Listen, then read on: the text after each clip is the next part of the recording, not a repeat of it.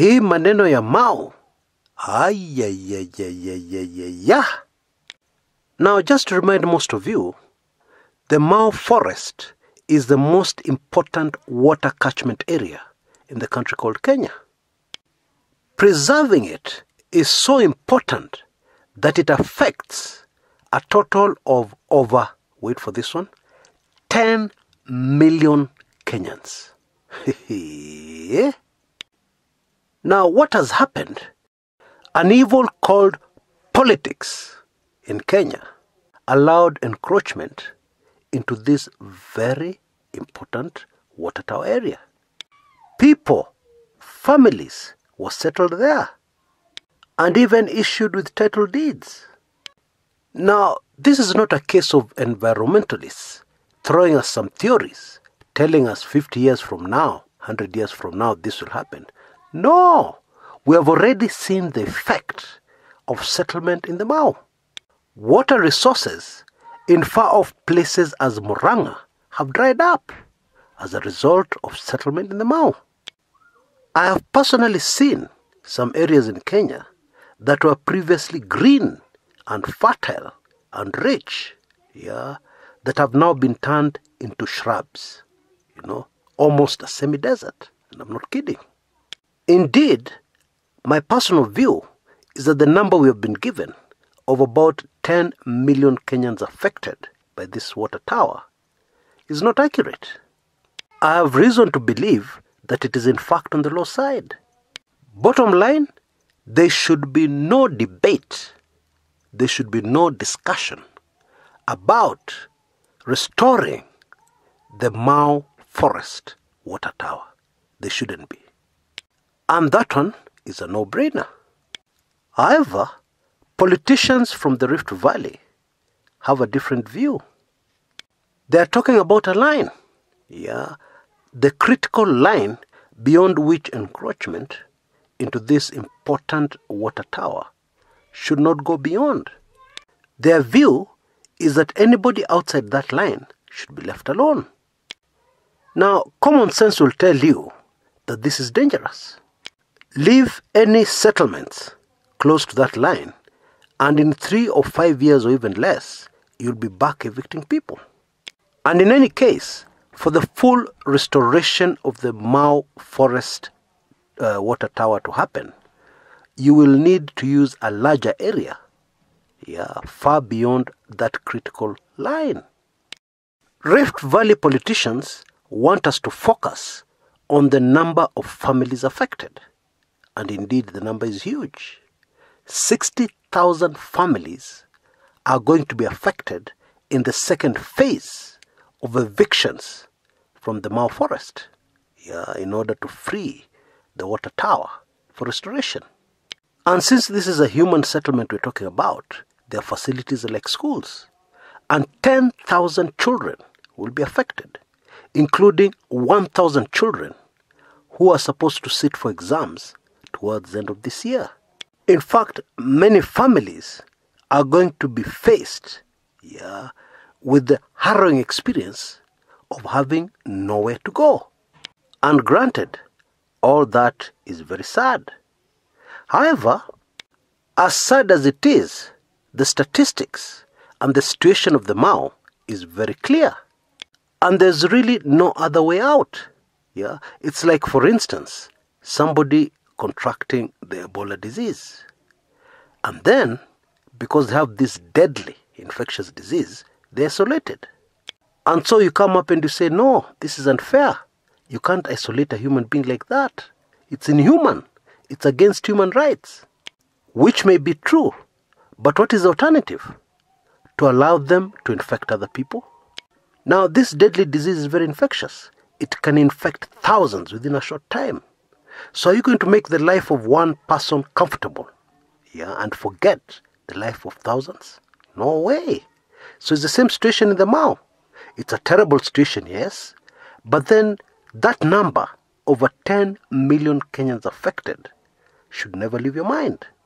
Now, the Kenyan government has given the affected families, or the affected people in the Mau area, 60 days. Those in phase 2 of the evictions. 60 days to move out. Yeah, others they'll be forcibly removed. 60 days from yesterday, 1st of September. So by 31st October, they must be out. Now on Saturday, over 100 Kenya Forest Services Rangers moved into the area. And shortly after that, some families started voluntarily leaving the area. Now this latest development is what has caused a major political storm, mostly from Rift Valley politicians allied to Deputy President William Samoei Ruto. And so, what we're now talking about is politics. Now, I'm well aware we should not be talking about politics. This is about the future of our country, Kenya, and the future of millions of Kenyans.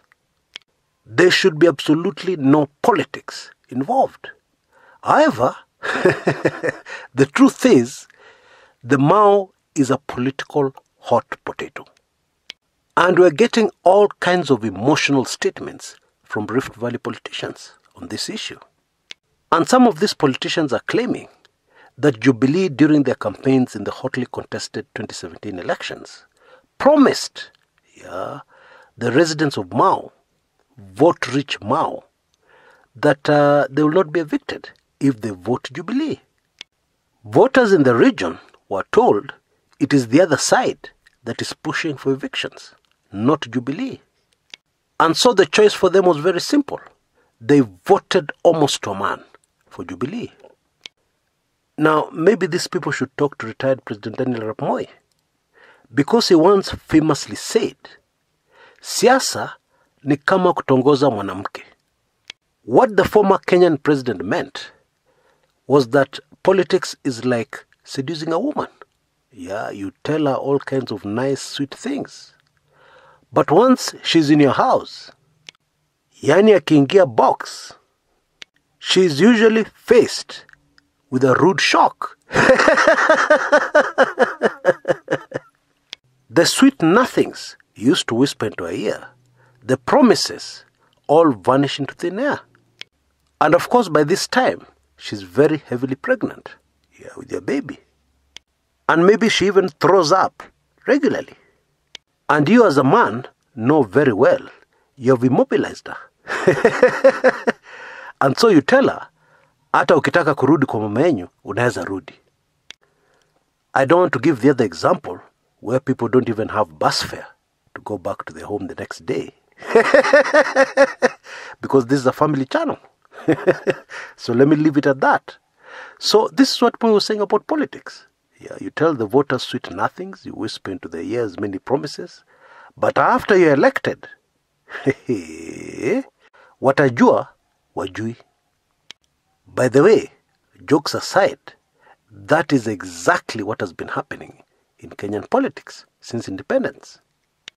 If I can quote a popular Kenyan expression, voters ni mafala. Anyway, all that is boring when you compare it to recent utterances by Senator Kipchumba Murkomen. You know, Murkomen and company, those politicians allied to DP William Samoei Ruto, never, ever miss an opportunity to fire barbs at Raila Odinga. That we know. But now, they're saying something completely different. And something shell-shocking to most Kenyans. What Murkomen has said is that in fact, the team of Uhuruto, did not win the elections in 2013. And neither did they win the elections in 2017. So what else is new?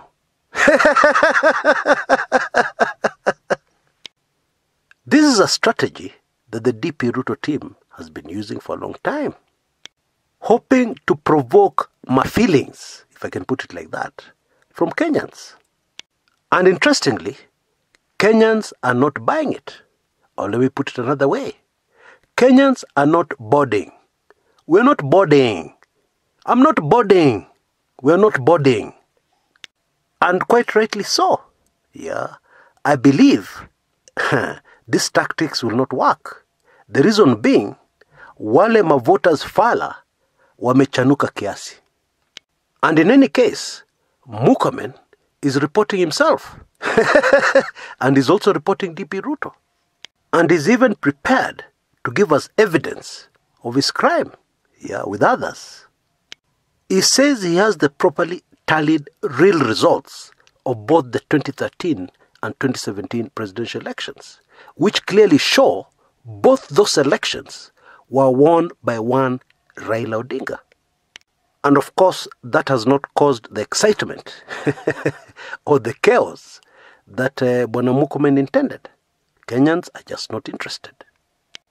By the way, for those Kenyans who are still in the dark, I have a very interesting book which I wrote shortly after the 2013 presidential elections, which I covered very closely.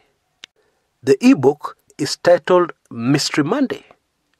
And if you want to really understand how elections are carried out in Kenya, especially presidential elections, I highly recommend that you get this ebook and read it. I assure you, it is a very fascinating read. And it is yours only for 1,250 Kenya shillings, or $12.50. But here is the really good news. All those who purchase this ebook, I will give them 6 months, half a year, free membership to Club 1999. You should see details on your screens right now on what you need to do to grab this offer right away. Now, the advantage of joining Club 1999 is that you'll get all the sensitive videos you've missed. Highly sensitive political information. Pop in your inbox. And in case you took advantage of the earlier offer, and you take advantage of this offer, I'll increase your subscription by another 6 months. So you'll have a total of 9 months. Free subscription to Club 1999. You know, shortly before the 2017 presidential elections, somebody on this channel really had a go at me. Chris, you're talking about rigging. How elections rigged in Kenya? It's impossible. It's not possible to rig an election in Kenya. How? You're spreading propaganda and lies. You don't know what you're talking about. Fake news. In fact, I've immediately unsubscribed from your channel. Goodbye. Now, the super fascinating thing here is that this person, was a supporter of Raila Odinga and NASA. Oh yes, we have very many naive people in Kenya. People who don't have an inkling of what happens in Kenya, or how things are done in our country, and why they're done like that. Because had I had this person's email, I would have sent them a free copy of that book, Mystery Monday. Then their eyes would have been opened. They would have understood. Anyway, let us break down this latest development. Now, according to me, it seems that the DP Ruto camp are getting very, very desperate. This is a sign of desperation. It is like the case, I think last year in the US, in a state where weed is still illegal. This guy had his weed stolen, and he knew who had stolen it. So what does he do? He picks up the phone and calls the cops, to report that his weed has been stolen. Yaani, bangi yako imeibiwa na mtu. Unapigia polisi simu kuambia, afande, bangi yangu imeibiwa. What do you expect? Not only are you reporting yourself, for having committed a criminal offense, you're even giving the cops evidence, because your call is recorded. You actually called the cops and told them that you're in possession of cannabis sativa, bangi, and that somebody has stolen it from you. You can be sure that before the cops pursue the alleged thief, they'll have to deal with you fast, because you've committed a criminal offense and you've confessed. You know, this Murkomen confession is nothing short of bizarre. Because DP Ruto wants to be president in 2022. So what is he telling us?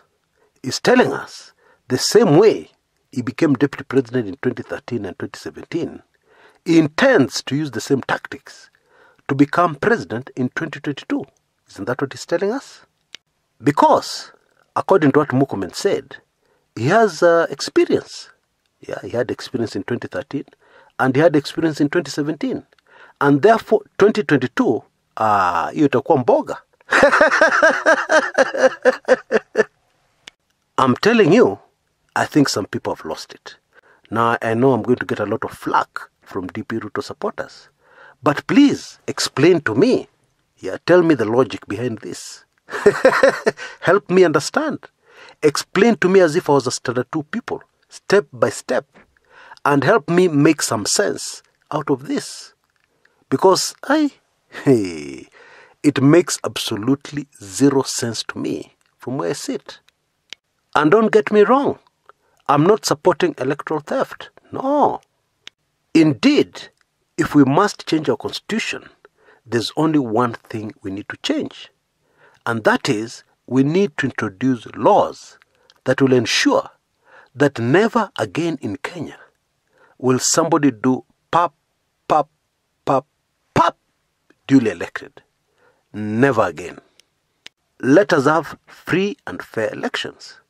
If we end up electing a Manamba who has never gone to school, from somewhere in Gorogosho, who has faked a university degree or something, so be it. Let the people decide.